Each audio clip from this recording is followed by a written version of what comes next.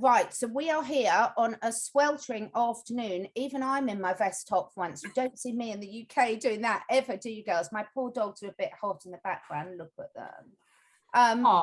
So how are you doing? Let's start with you, Jamie. How are you going? How's your week been? Whoo, lots of heightened energies with that full moon. Very roller coaster experience for me this past week. I cried millions of tears on Sunday, and then the next 2 days that was wonderful. Like, it just seems like it's a constant roller coaster ride. How about you ladies? Well, you first, Brice. And I was telling Catherine yesterday, I've been very sassy this week. I'm just sick of I don't want to say I'm sick of the nitpicking, which is something we're going to talk about today anyway with the topic, but I've been getting more sassy, like putting boundaries up. And it's just, I think too, it's like, we know that stuff is shifting and happening in our world, but it's like, I read a quote once. It's like, it's not the future that we fear. It's the fear of repeating the past in the future. And I think a lot of us are just at this point where we're kind of a little panicked because we don't know what's going to happen. We don't understand truly what's going on. We're having to rely a lot on our intuition, and there's no going back. Like, there's no turning around and going back. And so I think there's a lot of just very, as my friend Ava says, crunchy energy, which I love that. It's just crunchy, crunchy energy that's even people who aren't as aware as maybe we are, I think are feeling it too. And yes, it absolutely has to do with the planetary movements as well. I mean, that's as above, so below. We're part of that whole system, the whole ecosystem. And so I guess same. And it's hot as hell too. Like, I am like impressed that it is so hot in England right now. It is like, and it's always hot down here at this time of year in Georgia, but it's like abnormally hot at this point where we can't even go outside right now because it's dangerously hot. And apparently that heat wave is all over the United States right now. Apparently, I'm like, is this part of the galactics cleaning things up? Is this part of like the, in an Eastern philosophy, we talk about the tapas, the fire of the Agni that burns the old. So is the planet actually burning old patterns up right now? Does the planet have a fever right now that's necessary in order to burn off old patterns to create new ones? I don't know. But it's just interesting. And it's a good spiritual practice to be faced with these sort of predicaments, to have to like sit and practice what you preach and flow with whatever's thrown at you.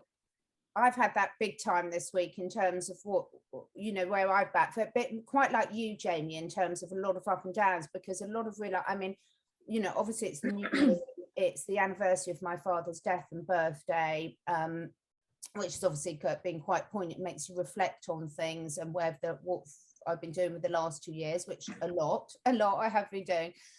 But we were just talking just before we hit record. Is I feel like as Brice and I always talk about, as above, so below, and on a micro level, on a personal level, but also on a macro level, I feel we're at a huge turning point. And as we were just discussing, and as you so rightly said, Brice, you come up to the traffic lights and you have to stop before turning left. And that's where I feel I'm at that stop. And I know I'm going to be turning left, but I'm sort of offloading a little bit of stuff at the traffic lights before I turn left. And I feel that on a personal level, but also on a collective level, but also resonate a lot with what you said, Brice, about being sassy and the boundaries. I'm becoming a lot clearer about everything, about who's resonating with me, who's not, about what I want to do. And it just sort of really hit me. It's like, I love what we've all been through and the information we've been sharing, and every single person that's been doing their little bit to share information, to help people along, keep people motivated and positive in this time. But at the end of the day, when we get into bed at the end of the night, it's us. We're there with ourselves, with the choices that we're making about how we live our life right here, right now, to get the best out of it. And I'm sort of very focused on that at the moment. Good for you. That's the most important. You're right. It's living with yourself. The self-care and self-love I've given myself this year has been probably the best gift I could have ever done given myself, and allowing myself that time, not working. And I know that not everybody's in that position to be able to do that, but I'm grateful. I lay my head on my pillow every night saying thank you for giving me that opportunity, because I really needed to heal a lot. So yeah. And it's funny, like I never used to like being alone ever. I would always have to like call someone or invite someone over. And I love being alone right now. I really enjoy it.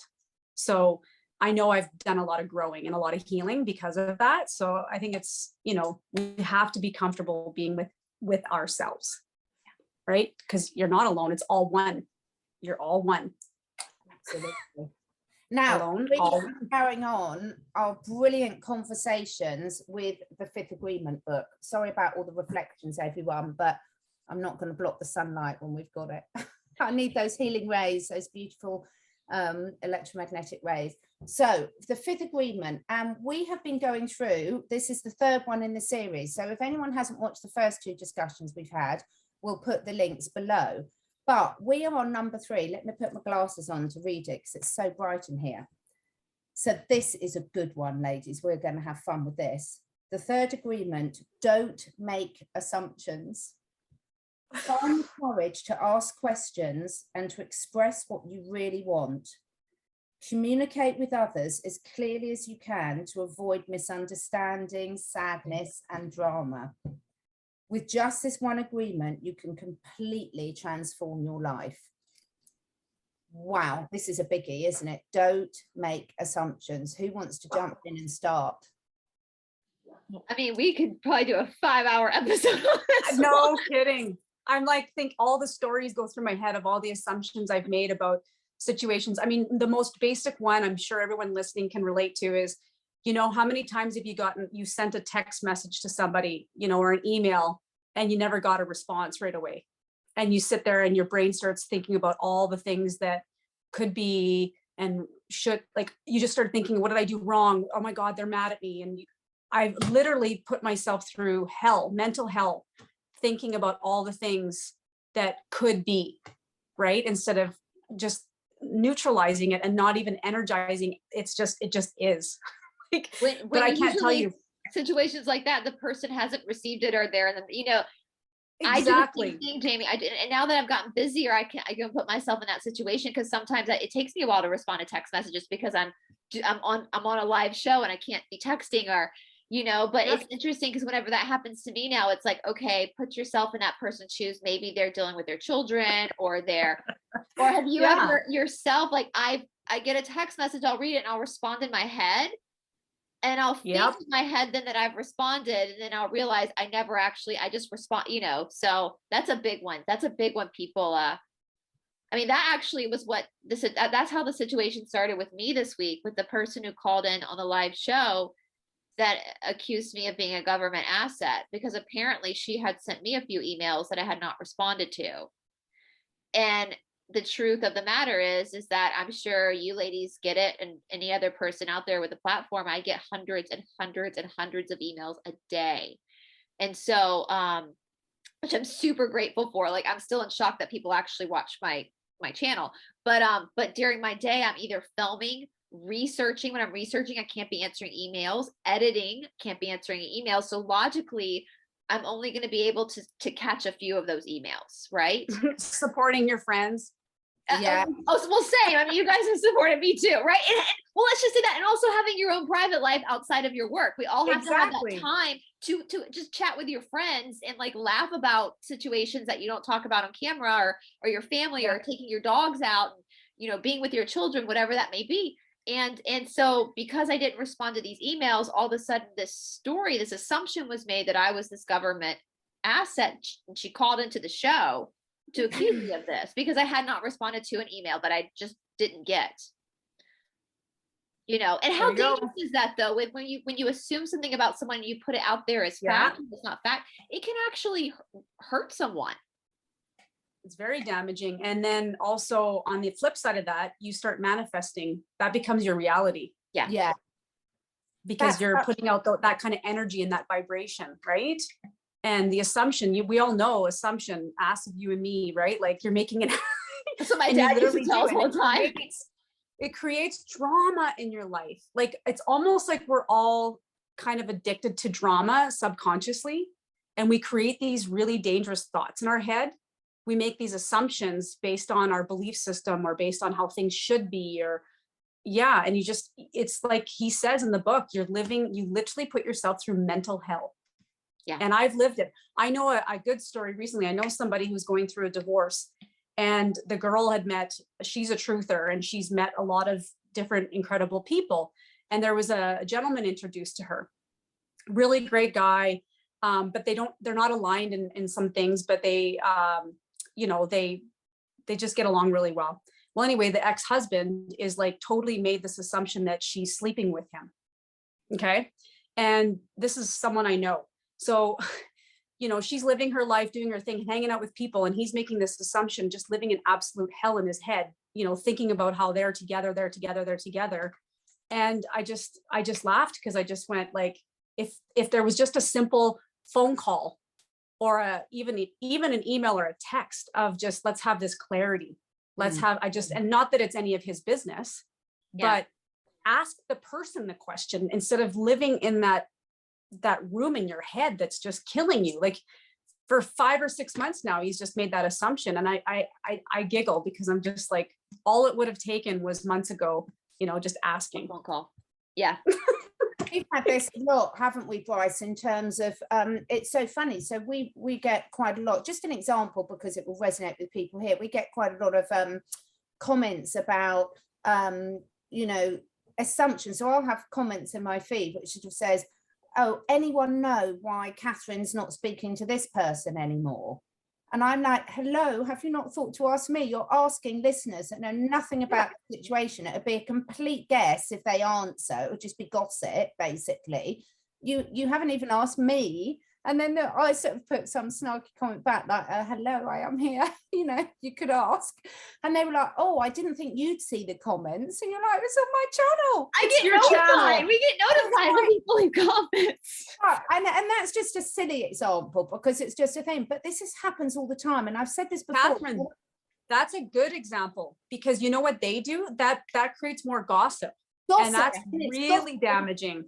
Suddenly these huge stories. I mean, honestly, the things we laugh about it, the three of us, so much, because the things that say, one, if I had the energy to be doing everything that people think I'm doing, and secondly, it's just ridiculous how much is completely made up. And I always remember hearing a really good talk by Wayne Dyer, and him saying, people will spend most of their day looking for things to be offended about, and it's really true.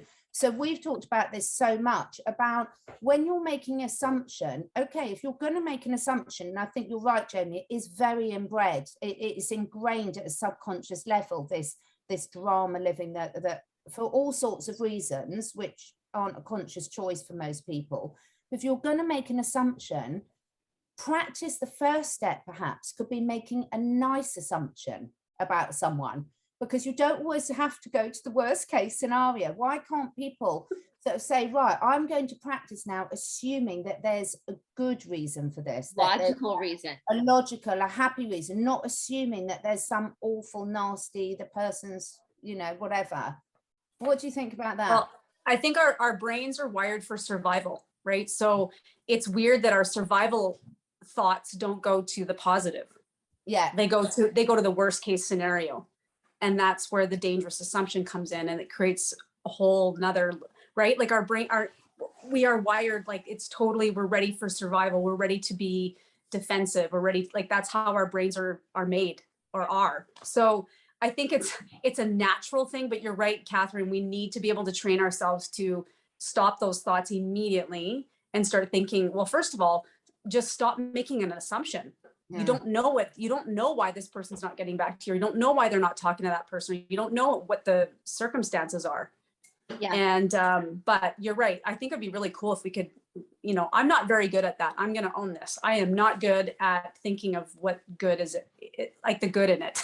I just work on not thinking about anything. Well, Jamie, I'm sure you've experienced too, because you've experienced fame at a level that Catherine and I have never experienced. Because you were literally on covers of magazines. But it's right. It does crack me up. Some of the stories that people create about you, it's like, tell me what else I did, because my life sounds really exciting from your perspective, because literally I live probably the most boring life you'll ever I mean, I'm literally at home all day filming. Like, you know, it can be kind of comical to hear some of people's, but I think too, what, like Catherine and I were texting last night about a situation, and it's like, since when did we sign up to be on a reality show? You know, I didn't start my platform to be on a reality show. I started, and I'm telling you guys, reality shows are scripted. They're scripted. Yeah, and in one. Scripted. You know, so you know, I'm like, this is not, you know, and if there's a reason why we're not filming with someone, there's a reason why we're not filming with someone. If we haven't discussed that reason why publicly, then that's none of your business, because we do have a right to privacy. And some stuff cannot be talked about. Some stuff is dangerous and it cannot be talked about. And so when we're opening our platforms, I mean, for me, and the crazy thing too, I know you get this too, Catherine. So we're a small community of people, and all the people have platforms. We all get to know each other and film with each other. But what starts to happen is, if you're filming with someone a lot, but then you film separately, is there's another story that's created. Yes. When it's literally like, no, we're allowed to film with other people too. It's just, it gets bananas. And that was not something I was prepared for when I opened my YouTube channel. That honestly was not something that I thought was going to ever come up and be an issue, but it's turned into be an issue. And maybe it's because people want to be entertained. You know, I don't know if I mean, I'll admit it. I like reality TV, even though I know it's fake. I like my trashy reality TV. That's how I relax, is by watching the New Jersey housewives fight each other. Like that's seeing those weaves get pulled. Like that's how I relax at night, you know? But it's like that entertainment. So it's like, maybe there comes a point where the drama of what's happening in our world, the serious stuff that's going on, becomes so much that the mind starts to create another story in order to placate it, and to not have to focus on the serious stuff. Does that make sense? Well, I think it just comes from a place of curiosity. People want to know. And I know it's not, at times it's not their business, but I have to tell you guys, you just made the comment about being famous.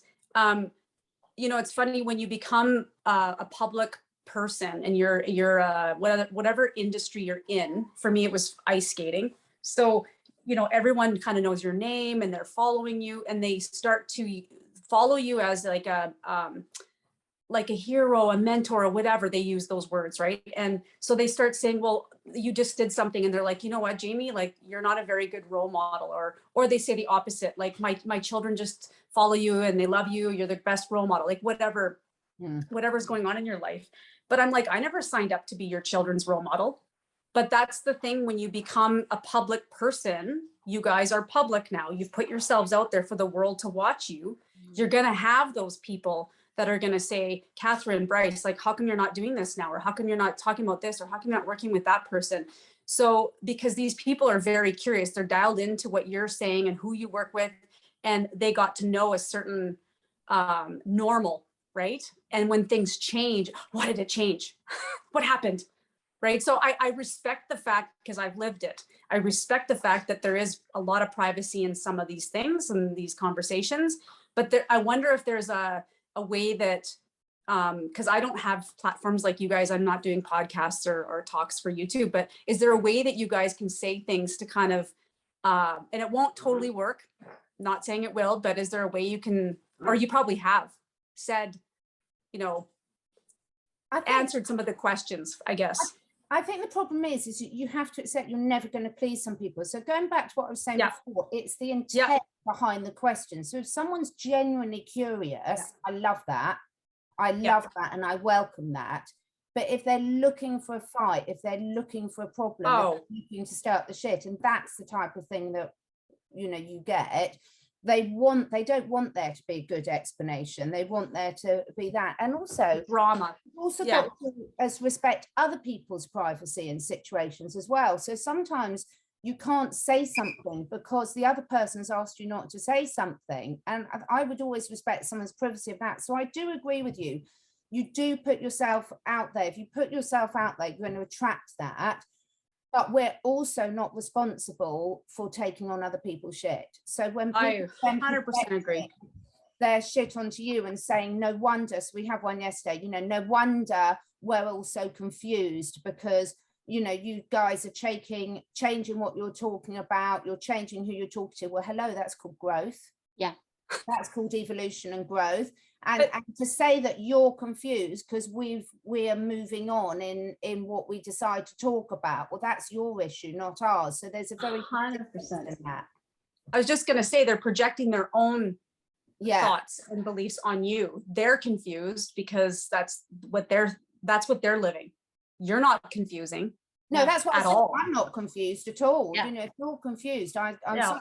And I do get, though, I also can see the other side of the story. I get the fact that some people haven't got people that they can talk to this about. Yeah. And the issue with social media now is it's got to the stage where people forget it's a public conversation. And if you're in a situation where that I've met a lot of people recently that haven't got family that they can talk to, they haven't got good friends they can talk to. In fact, their good friends are ridiculing them and drop them. So they feel very isolated about that. I do it with you two ladies, you know, if there's something on my mind, I can like offload and sort of say, oh, can I just offload on you on this? And then, you know, what it's like once you've told them, you think, oh, it wasn't that big a deal anyway. But I suppose there's a lot of people that don't feel that they've got someone to offload on. So, but whether a public place is healthy for them to do that, not, I would say, you know, that's. No, and that was the one thing that upset me the most when you sent me that screenshot of a comment made yesterday. I mean, most people know, and I've been very, very open about things I've been through these last 6 months. And I know that Jamie and Catherine know way more about what's happened to me than I feel like I can say publicly. But my life has definitely been put at stake, for sure. And so if I have made the decision not to film with someone, there's a reason for that. And I'm not going to address it on a public platform because it's serious. It's very, very, very serious. And when that person made that comment, it was like, so what? Your entertainment, your nosiness matters more than our lives? And that's what made me so mad. And I know, like, I assume too, like Jamie said, like we all do it. But when you actually can sit back and instead of just assuming, because yes, assuming does make an ass out of you and me. My dad used to tell us that growing up all the time. Apparently when he was in vet school, his professor asked him a question, Dr. Watson, what do you think about this? And my dad said, well, I'm assuming. And the professor stopped him and said, assuming makes an ass out of you and me. You can't assume when you're in the operating room, you know? And so he would tell us that all the time, you can't assume. And so just understand, if we learn how to respect each other as human beings and learn how to respect certain boundaries that people have and understand that none of us have the full story on everybody in every situation. And if you're watching, maybe it is, Catherine, maybe they do forget that these are public platforms and they're out there for everyone, and it can jeopardize the person you, I mean, that's why when I first started my channel, I used to film in my kitchen, I filmed in my living room, all this kind of stuff. And then I had a situation happen where someone I didn't know who was watching me on YouTube got a little too close in my personal life, and it freaked me out without warning. And so I had to shift it up and actually create a set so that I'm more protected as far as like where I live, all that kind of stuff. And so I think if we actually learn, and this is for us too, again, learn how to sit in being a human and think about that other person and put ourselves in their shoes and what is it that they're dealing with. You know, it's interesting. I tell my students this a lot when they come, the beginners, when they're trying to come into the MISO room. And they're so nervous because, you know, everybody's going to be in there. What if they don't do it right? And what if they mess up? And it's like, do you realize every single person in that room is so focused on themselves and the same fear that you have that they're not even looking at you? Yeah. And isn't that true in life? Everybody's so focused on themselves that they're not even looking at you half the time. And so when things are switched up on our platforms, or we're filming with different people or not filming with other people anymore, instead of creating drama, just realize there's something going on that it's not, does that make sense? Like it's not about the drama. It's not about, does that make sense what I'm saying? Reasons for it. And also, don't you think this is reflected on the bigger scale? So over the last couple of years, now, Jamie, we spoke about this when we first spoke to you. You know, there's been this perception that any, you know, top athlete is involved in nefarious things. Yeah. There's perception that any person who's achieved success, the top success in whatever career that might be, is involved in nefarious things, and it's just simply not true. And so everything that we're doing at a little level, we're also projecting at a bigger level. And there's so many stories that we've made up about public figures that we don't know most of it. We do not know most of it. We might have our intuition, we might have certain information, we might have this, but even if you know certain things, you don't know the reasons why. So there's every situation for every human is so much more complex than we can ever know. But one of the things I loved about what this says, I'm just going to get it right by saying, it says communicate with others as clearly as you can to avoid misunderstanding, sadness and drama. And to me, that's the key for it. So I am the type of personality where I love honest conversations. So much rather someone asks me, but the tone in which you ask is going to reflect the tone in which I'll respond. Absolutely. But if you ask from a place of a heartfelt, loving way, that's very different from ask from a finger pointing way. But it is much easier said than done. You know, how many times I was saying with you, Brice, yesterday, you know, you're driving down a lane and there's no passing pace and someone doesn't reverse and you think, well, they've just driven past one, but they might not have seen the passing place and they might know the not the things and they might have a really stiff neck and therefore it might be painful for them. And there could be so many reasons why they're not reversing, and then you immediately assume they're being rude, but they're probably not being rude. There's probably something really good reason why they haven't done it. And my head is just going through so many examples in my life, even the last 2 years, where I've just, and it's true. It creates a lot of sadness in your head, in your heart, in your body. It changes your physiological state. You feel sometimes paralyzed. You feel like you can't keep moving. You can't do anything that day. Like you put yourself through hell, honestly. And then to find out, you know, whether it's the next day or now, whatever, or even a month later that you were completely wrong, you just feel like, okay, so where's the lesson in this, right? When are we going to learn? Yeah. You know, to stop making these assumptions and just tell yourself that it just is. It just is. I don't even really, this is where, again, I struggle with this myself. So I'm not even really sure what to advise for people. It's more of like, I struggle with it. I've been doing it lately. But I just catch myself to be the observer and catch yourself and go, okay, it just is. Don't even try to understand why or how or whatever you're going through, why it's not showing up, why they didn't get back to you, why they're not talking to you, whatever. And I just think it's, but I can't get over how painful it can be. Like I'm literally sitting here right now and I'm feeling it in my gut because I've lived it so often. Like, oh, get out of your head. Yeah. That's what I would just wanted to say and ask you about, girls, because we talk a lot about the benefit now of what this time is teaching us all to move out of our headspace into our heart space. And there's got to be a balance. I mean, there are times when you need to use your head as well. It's not like you should never think about things, but we're so programmed to spend so much time in our head and not our heart. And actually, when you move into your heart, a lot of these problems about the assumptions would go away, because you would be making a very different communication approach to someone when you move into that heart space and when you're overthinking something and coming up with every possible bad scenario.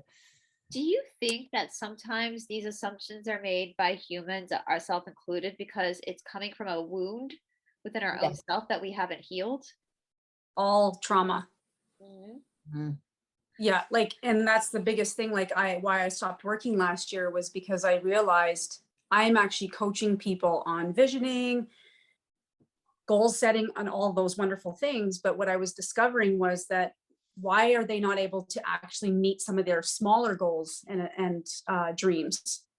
And it would always come back to this trauma that they had, and often from childhood, because when we're children, we develop our belief system. I think it's up till 7.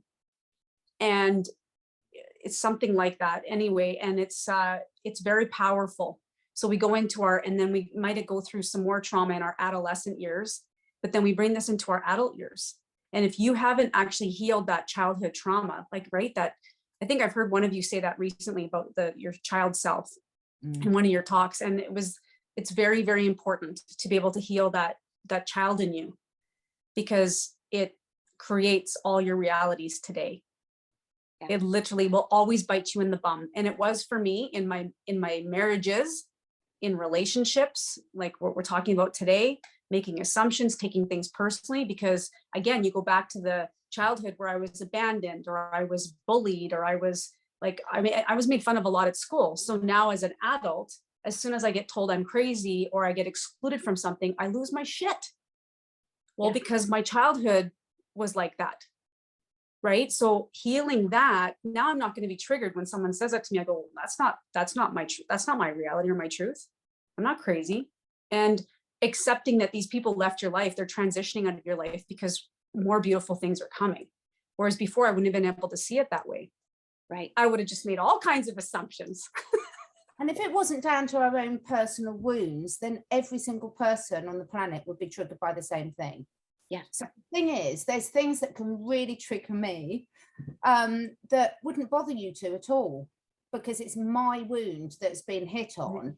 Your experiences. It is my experience. So something could have happened in my childhood that to me had really impacted me and wounded me and left a deep trauma. But the other person might not remember it at all, because to them it wasn't a big deal. And I think this is the thing, is sometimes it's quite hard because you trivialize it and you think, well, I shouldn't be so hung up about that because it wasn't. Particularly look at what we've all found out about over the last few years. I mean, I know some people have known about it a lot longer, but I hadn't, about what happened to the little people. So there's a lot of times where you compare yourself and you think, well, why am I, you know, moaning or reacting or carrying this with me? Because what happened to me was nowhere near as bad as what happens to a lot of people. But actually, if it's your wound and it's affected you, be gentle with yourself, because it's not a choice that you've done. It's not a choice that you're carrying this with you. For some reason, it's left that emotional imprint. And as I said, the other person or even other members of your same family might not be carrying that same wound, but they're sure they'll have their own ones that they are. So I think sometimes people are really hard on themselves because they think they should be all right because their womb isn't valuable. It's like a skint knee. A skint knee is just as much of a womb as a broken leg. Yeah. Can't compare pain. Pain is pain.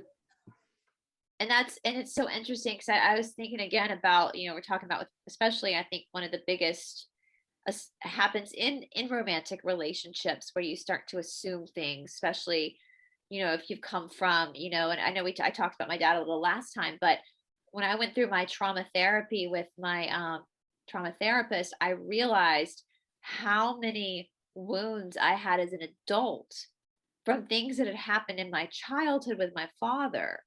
And I didn't even realize that was where that was coming from. And so I would have naturally, because the biggest predictor of future behavior is past behavior, even though it's not your dad you're dealing with, you're expecting the same kind of result as what hurt you before. And especially since we learn how to love from our opposite sex parent, for a lot of, that's why they say girls who have daddy issues or boys who have mommy issues, it's that wound from that childhood. I mean, silly stuff like, you know, my sister and I went to a private school our whole life. We went to private schools.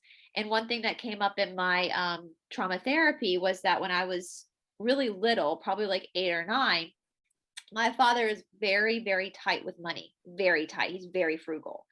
And my dad also went to private school, as did my mom. We're a family of private school kids.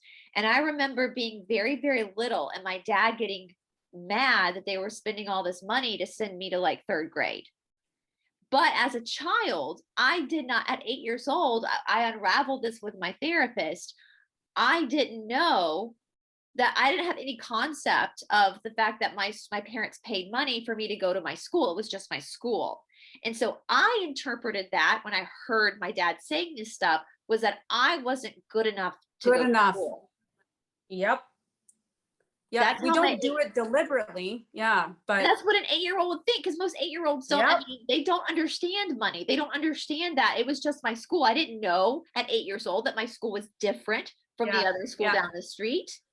And so I carried this womb around of not being deserving of just basic just basic things that people need. as an adult, I understand what the conversation was about, but I had to unravel that. It took me in my early 30s to realize where I was assuming for myself, and how many times do we make assumptions on our own self that I'm not good enough for, I don't deserve certain things. I don't deserve opportunities. And that's where that came from. And because at 8 years old, I made an assumption at 8 years old because I didn't have the understanding to know what the true conversation was about. Yeah. And it doesn't even have to come from someone saying something to you. It can come from the lack of, it can come from just an experience where you're missing something, like someone doesn't show up to something, you know, someone you love, your mom or your dad doesn't come to something special for you, right? It doesn't have to always be vocalized. Right. But that's the exact, you're bang on, Brice. Like, we learn these beliefs when we're little, that we're not good enough, we're not lovable. This all showed up for me in this last year. And it's funny because everyone looks at me like, oh, you're an Olympic champion, you've had such a great life, and you've all this great stuff. And yes, I have had a beautiful life. I'm not complaining, but I've also gone through all these experiences, and these things get me. They were getting me. And they were showing up in all kinds of aspects of my life, in my marriage, in my business, in my relationships with friends. Like, it was always showing up. And yes, and making these assumptions, obviously assumptions to some degree, but I think in general, the assumptions come from the belief system that you've developed as a child, right? Yeah. Like the thinking patterns. I'm not, you know what? They didn't get back to me because I'm not lovable. Yeah. Why would they? Or I'm not included in that party because I'm not good enough. I'll tell you a big one too. I because growing up, I was always kind of the odd kid. I got sick a lot. I had a lot of it was spiritual stuff going on. I had my appendix. When my appendix came out, it was like this dramatic thing because it got left in for too long. So I was out of school for a while. Like, just a lot of just weird things happened to me in my childhood, which I understand now why they happened because it's prepared me for now. But I remember my mother I love my mother, God bless her, because she was the one parent that like really has continued to be by my sister and my side, which I guess that's the role of a mother anyway. I think for what do they say? A son is a son, or a daughter is a daughter for the rest of your life. A son is a son until he takes a wife. So mothers are always kind of like, I think, more available emotionally. But I remember my mother used to laugh and just say, if it wasn't for bad luck, Brice would have no luck. And that stuck with me. And I look back at my life too. I have had an fabulous life. I mean, by the time I was 18, I was I studied in all these different countries. Not just yoga was later in life, but I went all over the world studying through different universities. Like, I've been everywhere. I've spent time all over the world. I've lived I was a house guest at the Viper Room in Los Angeles. Like, I've had these incredible experiences in my life. So looking back, I think I had some pretty good luck. But for a long time, I was in this thought pattern that everything that comes my way is going to go wrong. Because if it wasn't for bad luck, I would have no luck.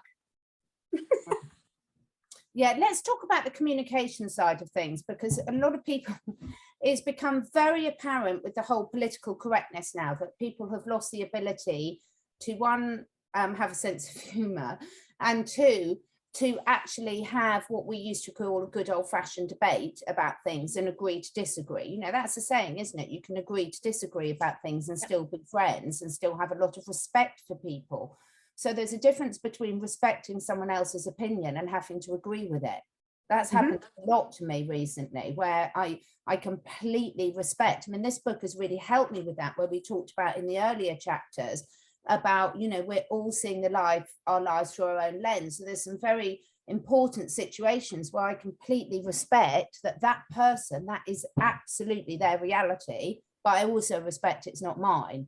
And we can agree to disagree on that without any judgment at all. But communication can solve so many of these issues, can't they? If people can really be, one, prepared to speak their truth in a kind way from the heart, but secondly, also so importantly, being genuinely able to listen without judgment. Yeah. Ooh. That's tough but that's tough for a lot of people, because I've noticed, even going through right now, my honesty triggers and I get gaslit. So it creates, like, there's a massive amount of judgment. There's gaslighting. there's ridiculing, there's shaming.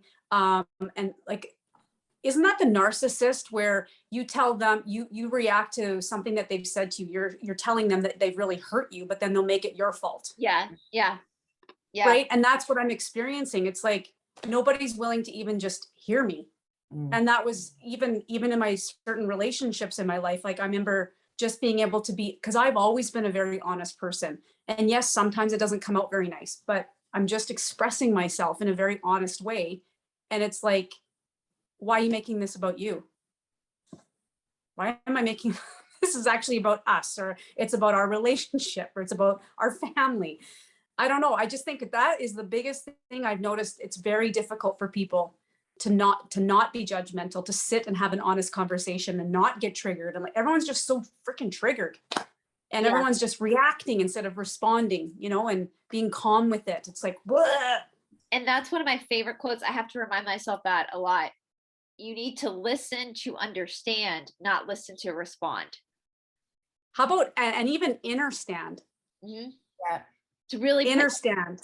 I will put my hand up now, and I have got so much development to do about this. So I can be really good at this, listening to understand and understand, if it's an area that suits me. But say if someone was to come, I had a lovely glass of wine and chat with my lovely neighbour, who's amazing, last night. She's wonderful. But if she was to sat there and tell me what an amazing person Bill Gates and Anthony Fauci were, I tell you, I would not be with open lit ears. And I'm being honest about that. Yeah. So I can say, if it's something that's neutral to me, if it's something that I don't know anything about. So say, Brice, when I'm listening to your lovely shows, which I absolutely love, on the missing books, the Bible and the Sophia Code and things like this, I know very little about that. So I can listen from a completely neutral place, because I haven't got, you know, a strong opinion about it, and I'm genuinely listening to learn. Yeah. As I said, if I was listening to someone tell me about how amazing the WHO or the World Economic Forum are, or things like this, I've already made up my mind, and I can see how hypocritical I'm being in that, because it's like I can talk about anything but not that. So I admit I'm very much stuck in that at the moment. Catherine, that's so funny. I have to go to a dinner tonight with someone that I'm a little bit nervous. Yeah. That certain things are going to come up that I'm just not going to be able to, when it comes up about certain characters in our media, and this person is very much a pusher of this stuff. And, but I have to go to this dinner. It's family. So, and I'm like already preparing myself on ways to turn the conversation somewhere else, you know, because how then do you have a healthy conversation with someone where you're like, frankly, I absolutely disagree with everything you're saying, and here's why, but you know that they're going to get triggered. It's going to trigger them because you're not following the, so that's why I've been like preparing myself. I had a little bit of a meltdown this morning, trying to prepare myself, you know, and that's me assuming that that conversation is even going to go there to begin with. The conversation at dinner might not even go in that direction. That's me already assuming and preparing for how am I going to handle it? Because I can't lie. I can't even try to lie. I have a freaking platform that's public where everybody, you know, like to be able to like calmly, you know, that's a hard one. That's a real hard one. One of my, you know what I'm just thinking as you're talking right now, it's almost like we make these assumptions based on expectations. Yeah. It is. It's like we're assuming that there's going to be a problem. I mean, one of my friends who's very into the access consciousness side of things, and I didn't get it, took me a little while to get this one, but you know, the phrase, that's an interesting point of view. Again, if you say that from a heart space, then I can then open it up, because actually I'd spouted off all that about Bill Gates and Anthony Fauci, but I would be prepared to have a conversation with someone about it from a heart space if I felt that person had actually done some research on it. Yeah. Say if I met someone that personally knew one of them, then that would be different, wouldn't it? For me, that would be different, because I think it's so funny, because we've all got our but not that subjects, haven't we? We've got that where that's too much for me. And isn't it funny, because a lot of what we then receive other people not being open to hear our point of view about, well, aren't we, most of us have got something that we're not prepared to hear their point of view about as well. How do we get back to that genuine, do you know what, I am going to sit here to listen and try. It's no different than people right now that have cognitive dissonance around all this, and they have their belief system around it, and they are digging their heels in. And every time, like they're what you're saying, Catherine, what you've experienced, when you don't want to hear someone talk about the good side of those people, they don't want to hear the truth about all this. No, it's that's what I mean. Both sides was bad. Yeah. If you can't sit there and have someone, if we can't sit there and have someone genuinely explain why they don't like Donald Trump, as an example, if we can't listen to that with an open heart and be prepared to listen to their opinion, then we're just as bad. And this is why I always hated this sheep. Well, one, I love sheep and they're much nicer than people, so it was an insult to the sheep. But, you know, when you're calling people a sheep because they're not agreeing with your point of view, but how many times have we actually opened up the conversation and said, please, you know, I'd really love to hear why you think that, and actually wanted to hear their answer. I guess for me, I'll admit this, like I even listened to my ex talk about how he hates Trump and all the reasons why. And so then I guess because of all of the stuff I've seen so far this last year and a half, and you go, well, they've used CGI, they've manipulated his interviews or whatever they've done to make him sound a certain way or be a certain way. I'm like, I don't even know how to explain this, but I'm so triggered because we've been fooled, right? And we've been manipulated. And so from them coming from their perspective on those people, I have a really hard time hearing it. I don't know why. And I'm owning this. I'm totally owning this. Help, ladies, help. I know. Well, I think it's too, because how many times have we been called racist? Like when you go to have that conversation and you're trying and like if you present evidence to say, oh, well, it's interesting you have that opinion, let me show you something that might help you change your mind. And then the minute they realize, it's like I've noticed, the minute they realize that you actually know what you're talking about and their held beliefs are triggered, the name calling starts. Yeah. And I think for me, it's that hesitation that I'm going to be name called. Brandon Strzok, who is the head of the walkaway movement here in America. He's a gay man who hated Trump in 2016. And he has a whole video on this, and he was bitching about it on Facebook when Trump won. And one of the people he used to babysit for actually sent him information, and he actually looked at it. And it started to unravel everything in his mind. And he ended up walking away from the Democratic Party, joining the Republican Party and supporting Trump, because he all of a sudden did the research and realized how much he had been brainwashed by the media. And he has this great video where he actually, every single lie that was told about Mr. T, he actually breaks it down and shows you the truth. And he gives you the hardcore evidence. Well, look at how the media has gone after him. I mean, he got arrested because he was at the Capitol in January on that particular day that they're trying to make a big deal about. He was giving a speech. He was just giving him a speech, which we're allowed to do. I mean, he has been. And so I think that there is this like PTSD, this trauma that a lot of us have when it comes to actually, because of the volatile nature. But again, that's us assuming that every person we run across that has a different opinion, especially given the world climate, is going to have some people aren't going to have a volatile, some people are going to be able to listen, you know? So would you, if someone came in now and joined this Zoom and someone said, right, I've got some really good info. I'm only using this as an example because a lot of people watch from Resonant. So if I've got some really good examples that I want to run through with you that show that President Trump is actually not a good person, how open would everyone watching this be? Do you see what I mean? I actually would. I mean, I've heard the rumors that he's not alive. I've heard the rumors that he was I've heard all the rumors.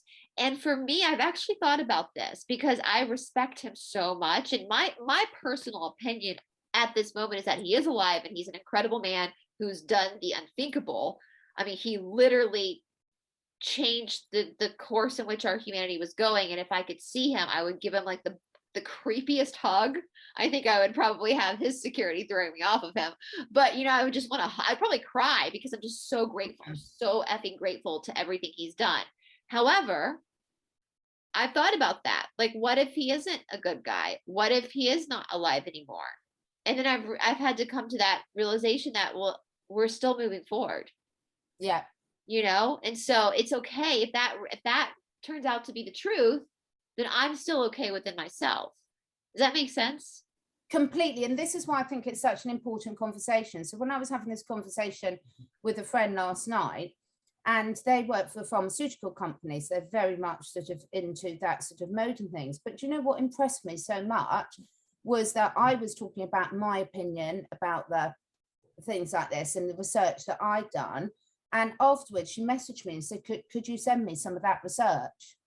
So I sat up for hours digging it all out, because of course actually then it's finding it from all the different sources that are going to appear credible to someone new to this. Yeah.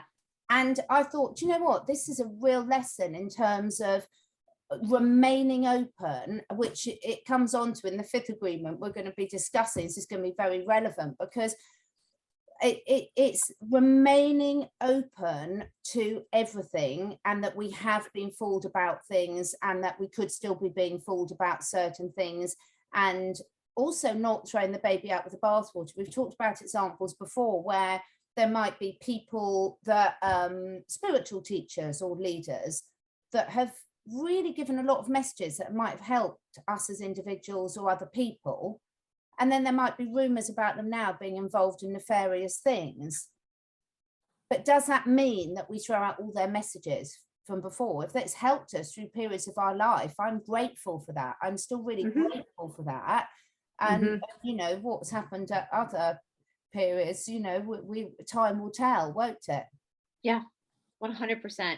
Everything is in shades of gray. It's you know, people get mad, get a lot of backlash because I'll share music a lot on Twitter that I'm listening to that morning.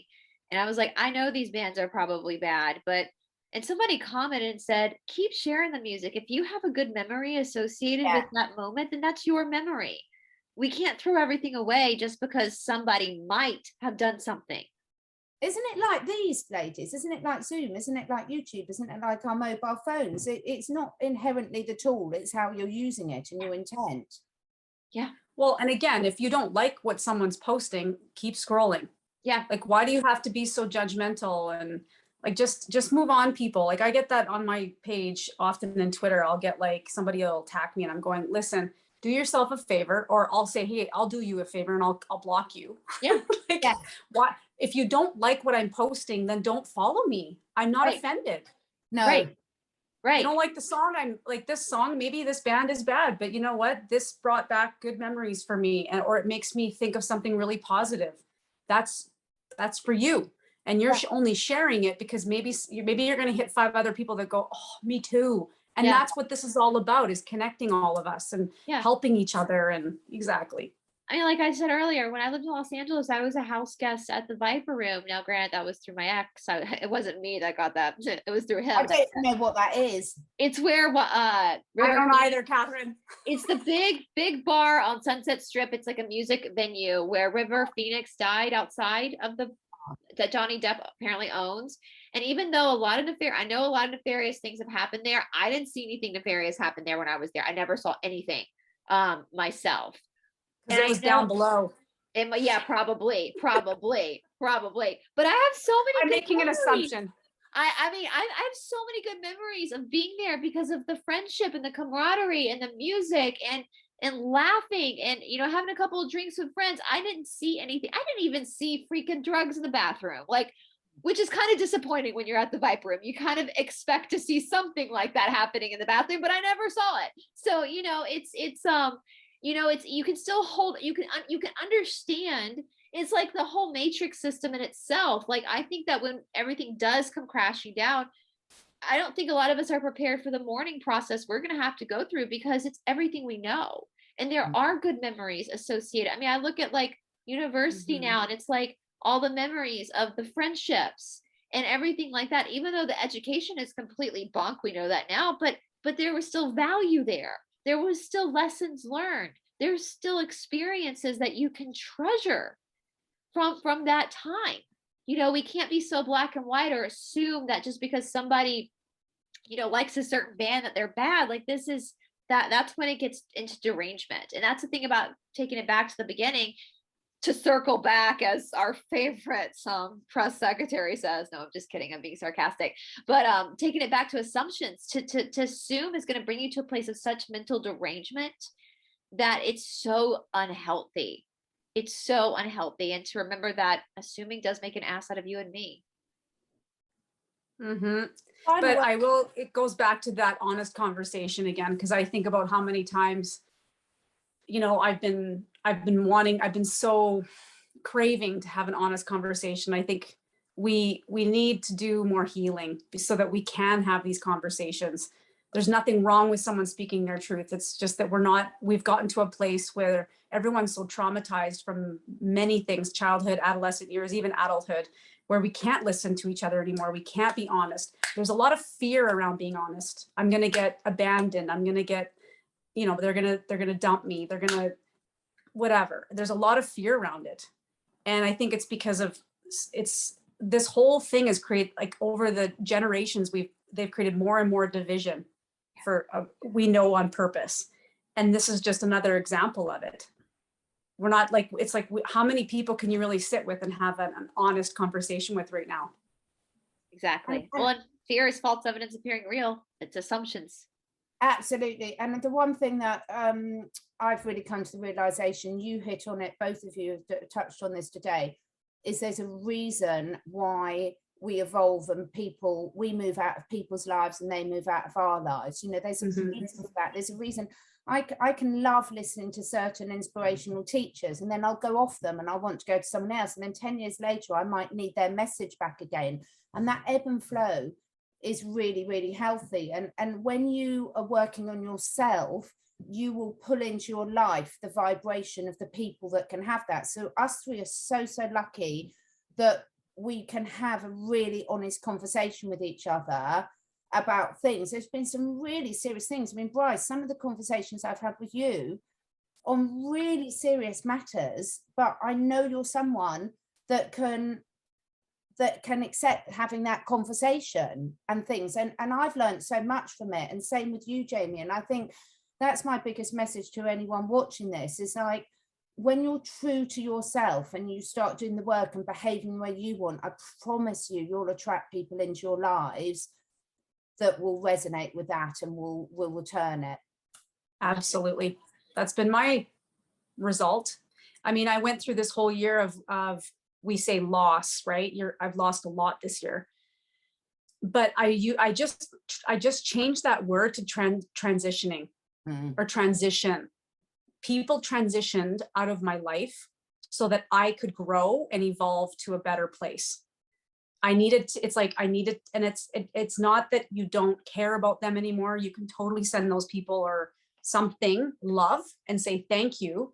You know, let's say it's alcohol even. You know what? Thank you. You served that purpose at that time, but you no longer serve me anymore. Or a friendship or a marriage or whatever that is. And you don't have to look back at it as a bad thing. You say thank you. You give thanks to that. And I literally have sent all these things and people who have left my life, transitioned out of my life, and said thank you. Because now I'm gonna rock this. I'm gonna rock this. Like my world is gonna be beautiful. And I trust that. But it's also, Catherine, we were talking about, we know we've been through these experiences so many times in our life, but it's still a little bit nerve-wracking, right? Because it's the unknown. Yeah. But having faith and trusting in God and yourself, like really trusting myself that, you know what, I'm listening to my gut right now. I'm doing what I need to do. I'm being authentic and real. And with that comes success. Exactly, in whatever way it comes for you. So, and if all three of us had stood up for what we believed in at some point, we wouldn't be friends today. So exactly, you know, it's so true. It's so true. I've loved the worst. Yeah, I've loved this conversation. A lot of people have said they've got this book. Can you see it? Yeah. And I've also got here, a lot of people have got this one as well, the 4 agreements. So the first 4 are the same, and then there's an extra one which is really mind-boggling, the 5th agreement. Wait till we get onto that discussion. That might have to go over 3 shows. So much to it.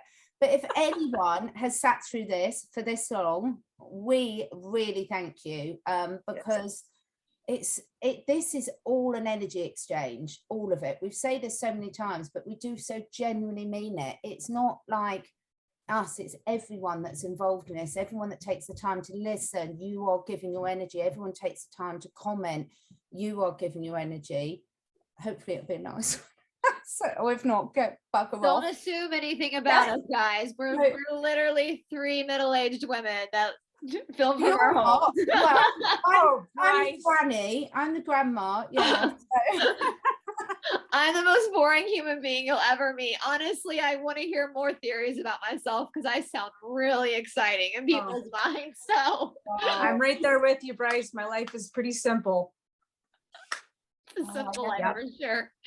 So I've got doggies and guinea pigs, and we've all got cats and dogs and things, so it doesn't really get a lot better than that. And I'm back to take the ponies out for a little walk in the sunshine. So life doesn't really get much better than that for me. But thank you so much, girls. It is so lovely. Thank you so much for anyone that's listened, and we will be back next week for agreement number 4. Bye. Bye, guys.